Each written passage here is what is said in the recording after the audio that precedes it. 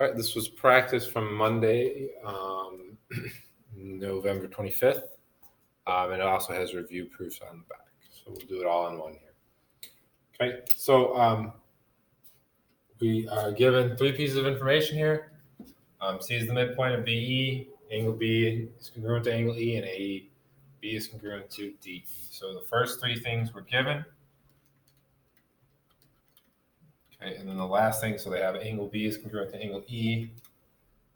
They have AB is congruent to DE, but they don't have C as the midpoint. So our third thing here is C is the midpoint of BE. Okay, C is the midpoint of BE. Is the midpoint of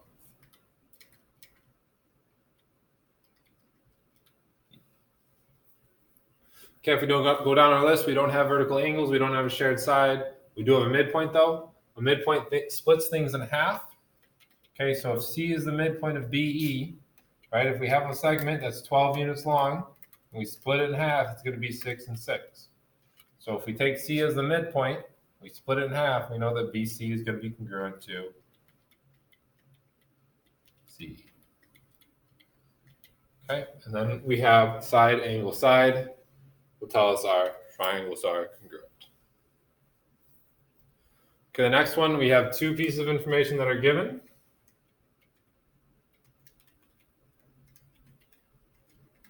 Okay, so QPS is congruent to RSP. So the first thing we look for is, well, they have parallel lines. So when you have parallel lines, you're looking for alternate interior angles. So they haven't filled in for us. PSQ is congruent to angle SPR because those are alternate interior angles. Here's your parallel lines. Here's your transversal. Okay, these are alternate interior angles. So they're congruent because the lines are parallel. Then they have reflexive property. So reflexive property is going to tell us that PS is congruent to PS. And again, we corrected this. This should have been triangle PSQ and triangle SRP. And they are congruent now because we have angle, side, angle. Okay, we have two pair of angles that are congruent, one pair of sides. That pair of sides is between the two pair of angles, so it's angle, side, angle. Let's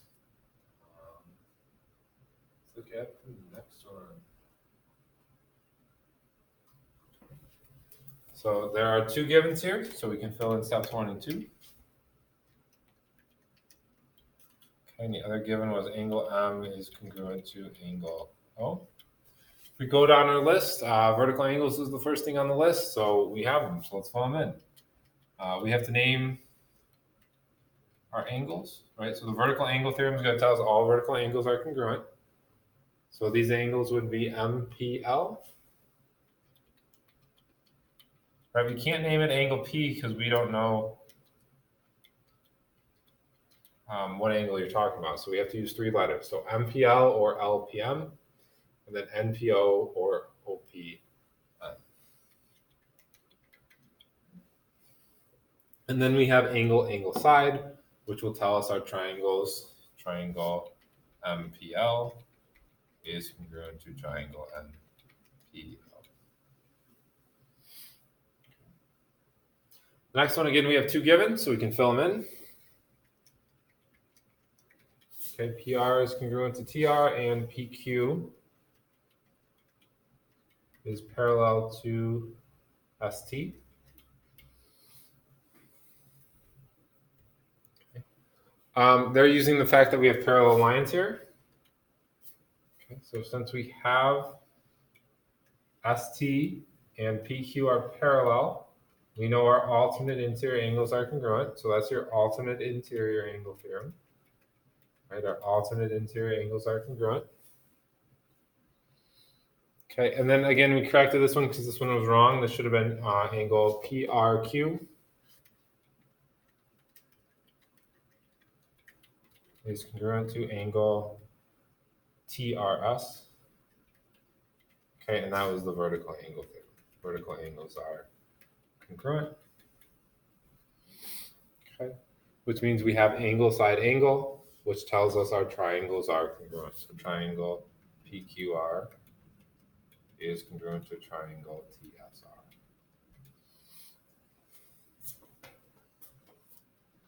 Right, parallel line, so we have vertical angles, and then since we have parallel lines, we knew that our alternate interior angles were congruent. Whenever you have parallel lines, you're looking for alternate interior angles.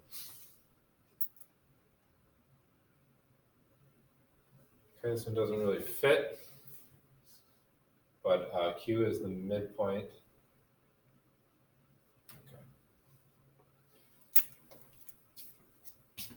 Okay, so given here was Q is the midpoint of PR.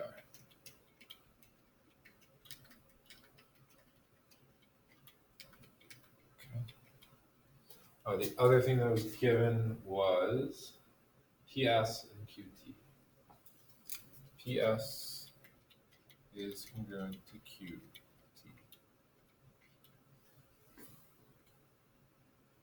So we go down our list, and then the last given was QS is congruent to R2. So we go down our list, we don't have vertical angles, we don't have a shared side, we don't, we do have a midpoint, so we stop there.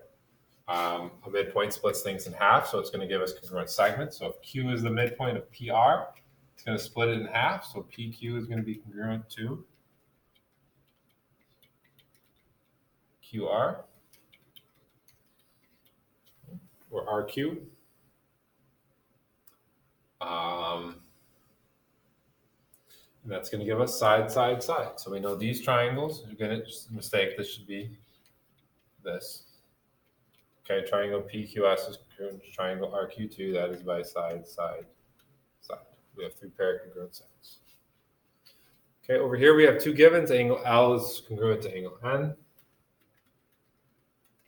And angle LOM is congruent to angle NMO.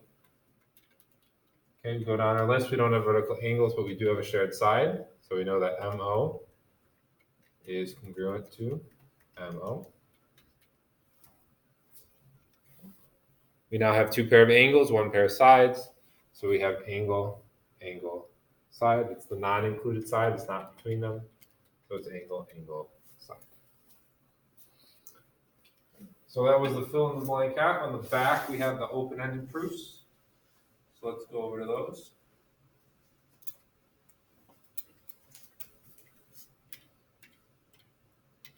So we can rewrite all our givens. We know that BD is perpendicular to AB. Okay, we know that BD is perpendicular to DE. Okay, we know that BC is congruent to DC. That's all given. We go down our list. The first thing we have are vertical angles. So we're going to use the vertical angle theorem because we know all vertical angles are congruent. So our vertical angles here are angle ACB, congruent to angle DCE.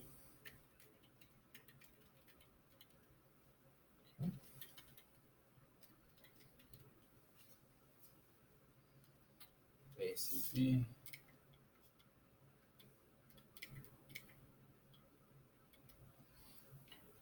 We go down our list. We don't have shared sides. We don't have a midpoint. We don't have a bisector. We don't have parallel lines, but we do have perpendicular lines. Perpendicular lines form right angles. So we know angle B and angle D are right angles. And that's the definition of perpendicular lines. Perpendicular lines are 2 lines that intersect and form right angles. Okay, since they're right angles, we can use the right angle theorem to say that angle B is congruent to angle D. Right, that's the right angle theorem. Right, all right angles are congruent. So since angle B and angle D are right angles, we know they're congruent. Okay, we can now say the triangles are congruent by angle side angle.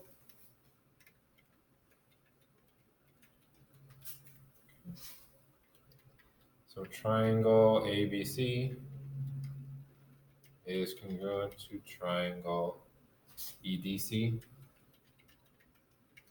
Okay, and now that our triangles are congruent, we know the corresponding parts of congruent triangles are congruent, so we know that angle A is congruent to angle E because the corresponding parts of congruent triangles are congruent.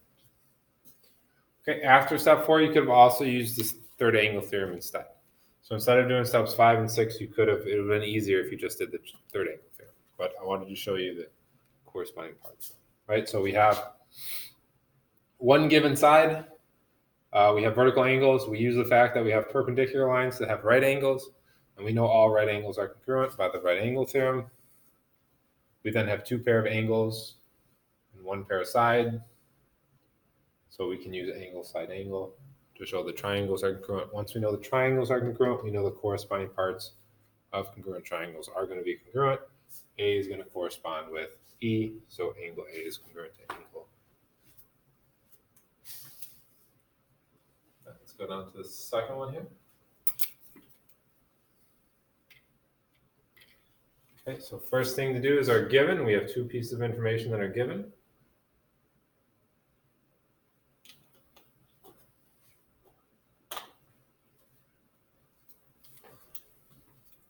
So we have BC is congruent to DC, and we have AC is congruent to EC. So those are our givens.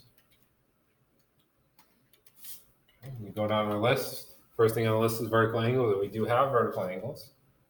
So we know that angle BCA is congruent to angle DCE by the vertical angle theorem. All vertical angles are congruent. We then have two pair of sides that are congruent, one pair of angles. So we're going to have side, angle, side. Okay, which is going to tell us our triangles ABC is congruent to triangle EDC. Okay, so that's simple. They gave us two pair of congruent sides. We use vertical angle theorem to show that our vertical angles are congruent. We then have side, angle, side, which tells us the triangles are congruent. If you have two pair of congruent sides and the included angles are congruent, then the triangles are congruent. Okay, number 3. Again, we have vertical angles. So this time we're trying to show that AZ is congruent to AC. So we want to show the triangles are congruent first, and then we can show the sides are congruent by the corresponding parts of congruent triangles. Given is first. Okay, so what's given to us is that YA is congruent to BA. Okay, and angle B is congruent to angle Y.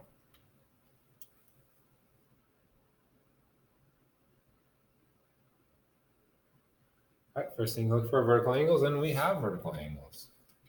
So we know that angle YAZ is congruent to angle BAC, because A is your vertex. Okay, and that is your vertical angle theorem. All vertical angles are congruent. We then have two pair of angles, one pair of sides, so we can use angle, side, angle to show that our triangles are congruent. So triangle YAZ is congruent to triangle VAC. Okay. Once we have congruent triangles, we know the corresponding parts of congruent triangles are congruent. So we can say that AZ is congruent to AC because the corresponding parts of congruent triangles are congruent. There you go. Number 4.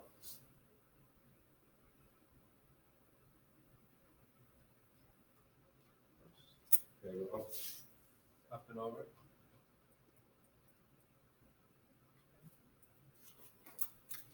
Number 4 here.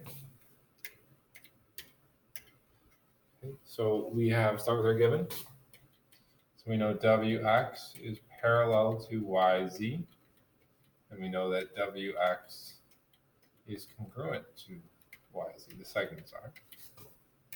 That is given.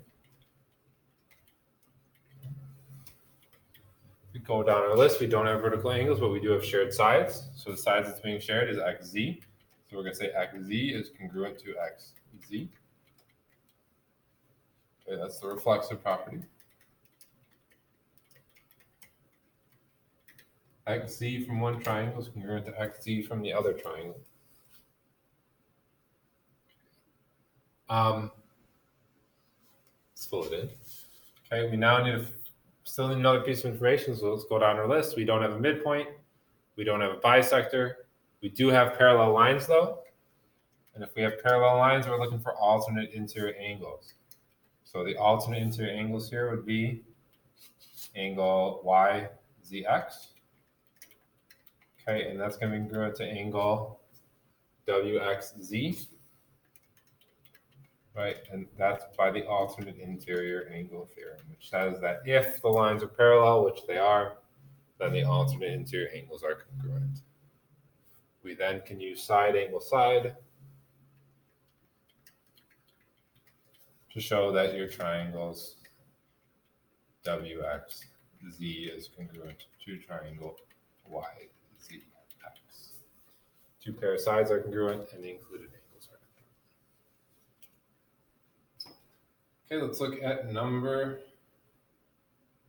5 here. Okay, start with our given. So we know that angle K is congruent to angle M. We know that L is the midpoint of KM.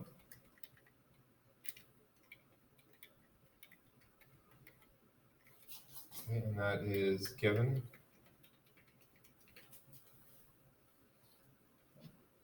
If we go down our list, first thing on the list is vertical angles. And again, we have vertical angles. So we're going to use the vertical angle theorem, which says that vertical angles are congruent.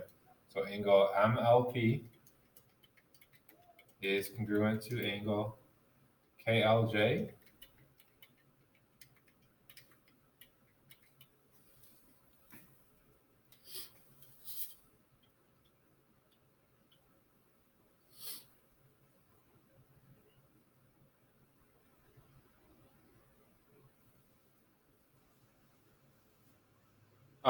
We go down our list. Next thing on the list is shared side. We don't have any shared sides, but we do have a midpoint. Okay, so since we have a midpoint, we know that ML is going to be congruent to KL. Okay, that's your definition of a midpoint.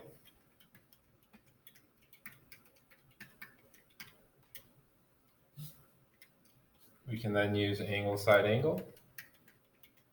Right, we have two pair of angles, one pair of sides, so we can use angle side angle to show that triangle JKL is congruent to triangle PML. And we're good there. All right, the last one, number 6 here. Oh, there's 4 on the side. Got 2 more. Number 6.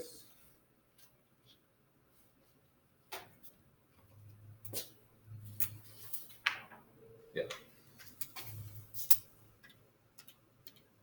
Okay, so we start with our given. So we know that angle B and angle D are right angles.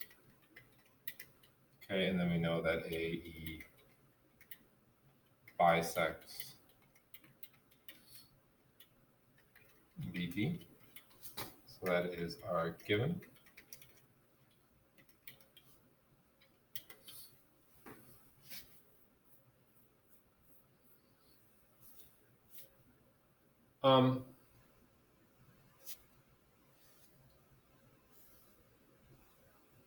So let's go down our list. First thing on the list is vertical angles. So we know our vertical angles are congruent. So we know angle BCA is congruent to angle DCE. Okay, and that is the vertical angle theorem, which tells us vertical angles are congruent. Okay, if we keep going down our list, we don't have a midpoint. We do have a bisector. Okay, it says AE bisects BD. That means it splits BD in half.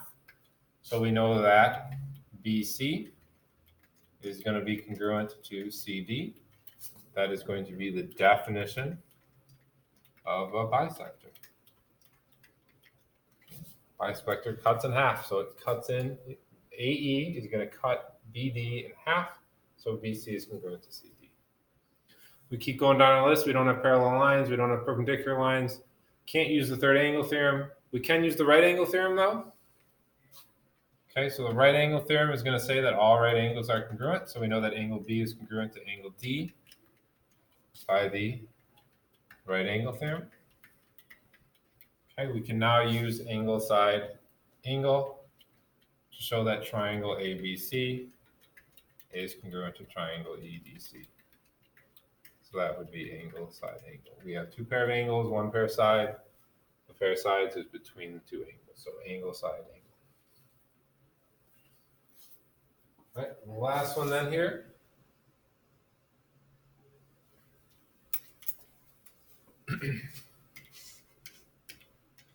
Okay, we start with our given. So we know that JM bisects angle J.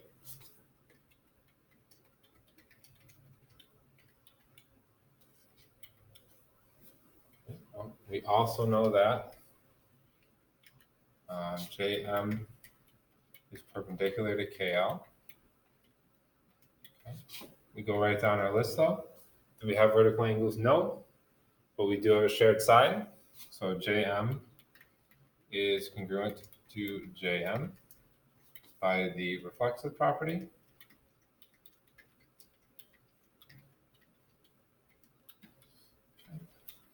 Keep going down our list. Do we have a midpoint? No. Do we have a bisector? Yes.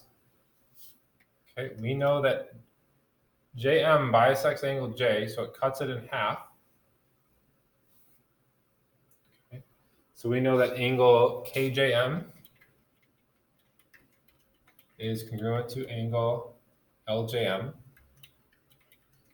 Okay, because this is a bisector, it cuts it in half, so it splits this angle into two equal angles.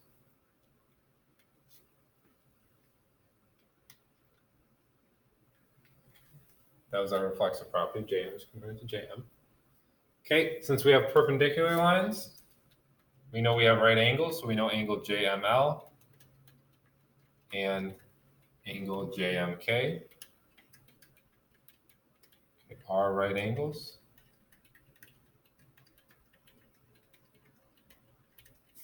Okay, so step 3 here, that was a definition of a bisector. It cuts it in half, splits it into two equal pieces. Okay, here was our definition of perpendicular. Okay, and now that we have two right angles, we can use the right angle theorem to say that those two right angles are congruent. So step 5 here was going to be angle JML is congruent to angle JMK. That's your right angle theorem. We now have two pair of angles that are congruent and one pair of sides. So we can use angle side angle to show that triangle JMK is congruent to triangle JML. Okay, and that is angle side angle. Angle side angle. The pair of congruent side is between the two angles. So angle side angle. Okay, and that's that for this one.